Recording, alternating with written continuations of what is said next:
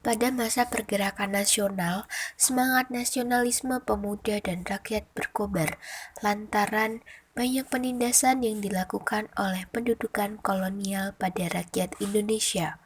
Bermunculan berbagai organisasi pergerakan nasional yang bertujuan untuk menggapai kemerdekaan Indonesia. Salah satu organisasi tersebut yaitu Muhammadiyah. Muhammadiyah merupakan organisasi pergerakan yang berlandaskan pendidikan Islam untuk meningkatkan kesadaran nasional. Di antara semangat nasionalisme ini, terdapat seorang pemuda yang penuh dengan semangat bergabung dengan organisasi pergerakan nasional Muhammadiyah. Pemuda itu bernama Sudirman. Sudirman lahir dengan nama Raden Sudirman pada 24 Januari 1916 di Bodas Karangjati, Rembang, Purbalingga. Sudirman lahir dari pasangan rakyat biasa yang bekerja sebagai petani, tetapi kemudian diadopsi oleh pamannya yang merupakan seorang priai. Sudirman terkenal sebagai pahlawan nasional dengan perang gerilyanya. Tak banyak orang yang tahu mengenai keterlibatan Sudirman dalam organisasi pergerakan nasional Muhammadiyah. Sebelum terjun ke dunia militer, Sudirman memainkan peran penting dalam organisasi Muhammadiyah.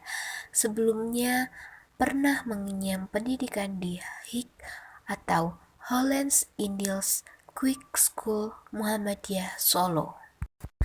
Selanjutnya, pada tahun 1936, Sudirman memulai karirnya dengan mengajar sebagai guru di HIS atau Hollands Indies School Muhammadiyah Cilacap. Pada saat menjadi guru tersebut, Sudirman hanya menerima gaji yang cukup kecil, yaitu sekitar 3 gulden. Walaupun begitu, Sudirman tetap semangat mengajar dengan giat. Sudirman mengajar dengan cara yang tidak monoton, kegiatan pembelajaran diselingi dengan senda gurau, bahkan Sudirman juga kerap kali menyiratkan pesan mengenai nasionalisme dan agama dalam pengajarannya. Berkat dedikasi tersebut, tak berselang lama Sudirman dipindahkan ke Banyumas dan dipercayai untuk menjadi kepala sekolah di Sekolah Rakyat Muhammadiyah. Tak hanya itu, gaji Sudirman juga naik hingga 4 kali lipat. Pada saat menjabat sebagai kepala sekolah, Sudirman mengerjakan berbagai administrasi dan mengatasi konflik antar guru di sekolah. Selain itu, Sudirman juga kerap melakukan penggalangan dana untuk kepentingan pembangunan infrastruktur sekolah dan lainnya. Selain mengajar dan menjadi kepala sekolah, Sudirman juga tergabung dalam gerakan kepanduan Muhammadiyah, yaitu Hizbul Wathon. Di sana, Sudirman aktif sebagai pemimpin dan pelatih Hizbul Wathon yang bertanggung jawab untuk melatih para anggota kepanduan untuk mendapat keterampilan seperti kedisiplinan, kepemimpinan, keterampilan untuk bertahan hidup. Sudirman juga membina karakter para anggota Hizbul Wathon dengan mengajarkan kepentingan nilai-nilai etika, moral, nasionalisme, dan semangat kebangsaan. Ia menyebarkan kesadaran akan pentingnya perjuangan melawan kolonialisme dan mengajak para pemuda untuk berjuang menggapai kemerdekaan. Selain itu, Sudirman juga mengajarkan pelatihan fisik yang cukup keras dan tegas serta melatih mental yang bertujuan untuk membentuk karakter pemuda yang berani dan tangguh.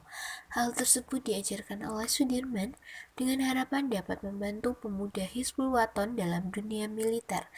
Secara tidak langsung, Sudirman membantu mempersiapkan para pemuda Hizbul Wathon untuk berkontribusi turut serta dalam perjuangan menggapai kemerdekaan Indonesia. Pada tahun 1942, ketika Jepang mulai menduduki Hindia Belanda, Sudirman masih mendedikasikan dirinya untuk mengajar. Namun, pada tahun 1944, Sudirman memutuskan untuk bergabung dengan organisasi militer yang dibentuk oleh Jepang, yaitu PETA atau Tentara Pembela Tanah Air. PETA dibentuk dengan tujuan membuat pasukan dari kalangan pribumi guna membantu Jepang pada Asia Timur Raya. Pada awalnya, Sudirman mendapatkan pangkat Letnan II kemudian naik menjadi Letnan 1.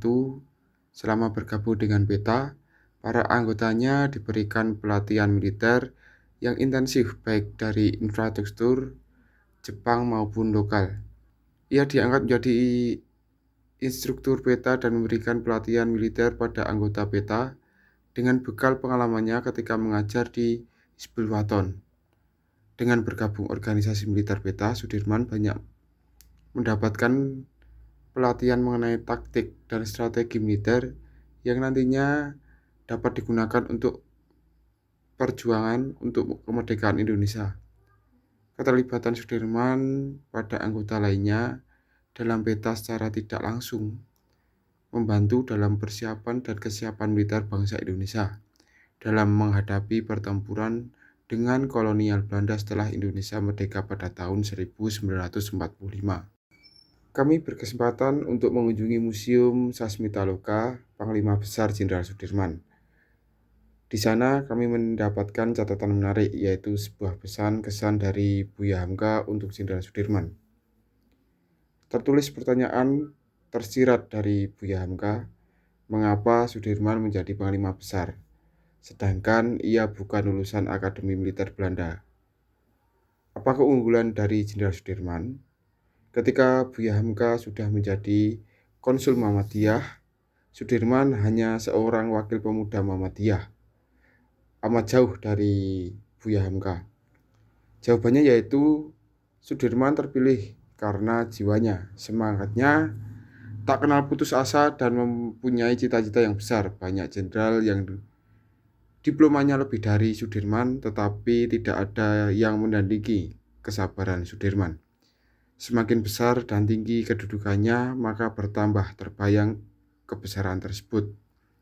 Selain itu, terdapat juga beberapa arsip foto Jenderal Sudirman ketika masih muda pada saat menjadi Pandu Hizbul Wathan.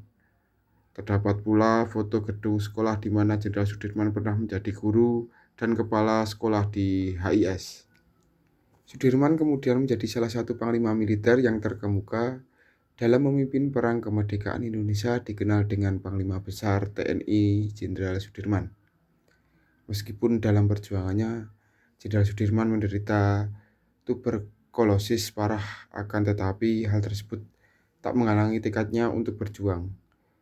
Dengan begitu, Jenderal Sudirman diangkat menjadi salah satu pahlawan nasional Indonesia terkait jasanya sebagai salah satu pemimpin militer terbesar dalam sejarah Indonesia. Dinamika perjalanan yang telah dilalui Jenderal Sudirman di dalam Muhammadiyah yang kemudian dapat memunculkan tekad dan semangat nasionalisme yang kuat.